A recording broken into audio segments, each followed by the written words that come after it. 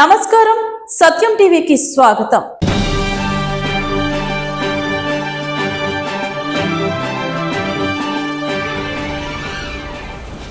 కూటమి నేతలు దావోస్ పర్యటనకు ప్రజాధనం 100 కోట్లు దుర్వినియోగం చేశారని వైసీపీ ఎన్టీఆర్ జిల్లా అధ్యక్షుడు దేవినేని అవినాష్ ఆరోపించారు. శుక్రవారం ఉదయం ఆయన మాట్లాడుతూ దావోస్ వెళ్లి కంపెనీలను తీసుకురావడంలో కూటమి నేతలు పూర్తిగా విఫలమయ్యారని అన్నారు. కేవలం ప్రచార హంగులు ఆర్భాటాల కోసమే దావోస్ వెళ్లారంటూ విమర్శించారు. వైసీపీ ప్రభుత్వంలో అనేక కంపెనీలు ఆంధ్రాలో పెట్టుబడులు పెట్టాయని అన్నారు.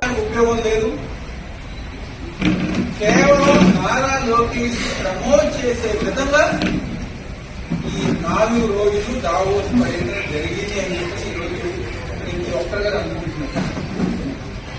ఎందుకంటే దావోస్ పర్యటన వెళ్ళక ముందు దాకా నారా లోకేష్ ని డిప్యూటీ సీఎం చేయాలని చెప్పిన ఒక వాదన వినిపించారు. దావోస్ పర్యటన వెళ్ళగానే అక్కడ సాక్షాత్తు ముఖ్యమంత్రి సమక్షంలోనే ఒక మంత్రి ముందు నారా లోకేష్ ముఖ్యమంత్రి చేయాలని చెప్పని అన్నాడు. నిన్న ముగింపు చివరి రోజున వైజాగ్ లో అనుకుంటారు ఒక ఎమ్మెల్యే గారు తమిళ మాట్లాడుతూ అసలు నారా లోకేష్ డిప్యూటీ సీఎం ఏంటి, ముఖ్యమంత్రి ఏంటి, ప్రధానమంత్రి అర్హుడు నారా లోకేష్ చెప్పని మాట్లాడుతారు. అంటే కేవలం కుటుంబ ప్రమోషన్ కోసం 100 కోట్ల ప్రజాధనాన్ని ఉపయోగించింది ప్రభుత్వం అని చెప్పిన సందర్భం. చెప్పండి ఒక్క ఇన్వెస్ట్మెంట్ అన్న తీసుకొచ్చారా?